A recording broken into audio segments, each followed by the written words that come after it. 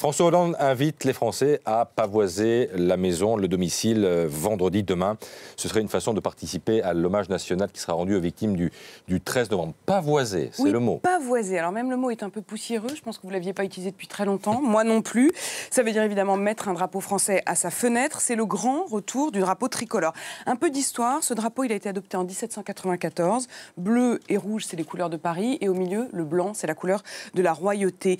Il est noté dans l'article 2 de notre Constitution. La langue de la République est le français. L'emblème national est le drapeau tricolore bleu, blanc, rouge. L'hymne national est la Marseillaise. Et on le sent bien, tout cela, l'hymne comme le drapeau, ils reviennent en force. Alors, certains disent, un président de gauche qui demande aux Français d'acheter des drapeaux français tricolores, c'est bizarre. Mais... Vous n'avez pas le monopole du drapeau. C'est un peu cette idée-là. Il y a eu le « vous n'avez pas le monopole du cœur » de Giscard à Mitterrand. Eh bien, c'est le « vous n'avez pas le monopole du drapeau » de François Hollande, notamment évidemment au Front National, qui est le parti qui, jusqu'à présent, avait toujours son drapeau. Bien sûr qu'il a raison et que le drapeau doit être à tout le monde. Il n'est pas le premier à l'avoir dit, parce que c'est Ségolène Royal qui, en 2007, dans sa campagne, avait lancé aux Français « réappropriez-vous les symboles de la République ». Mais à l'époque, c'était extrêmement transgressif. Ça avait fait même énormément de remous au Parti socialiste.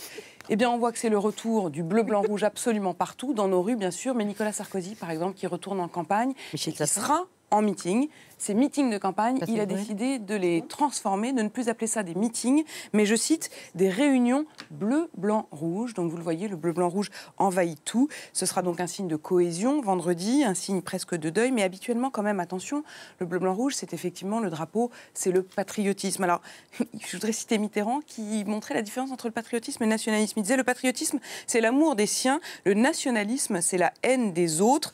Toute la question, c'est évidemment la frontière entre les deux. Une remarque, pendant ce temps-là, en Pologne, le nouveau gouvernement polonais a décidé de supprimer le drapeau européen de tous les événements nationaux. Vous savez, d'habitude, derrière, il y avait le drapeau polonais et le drapeau européen.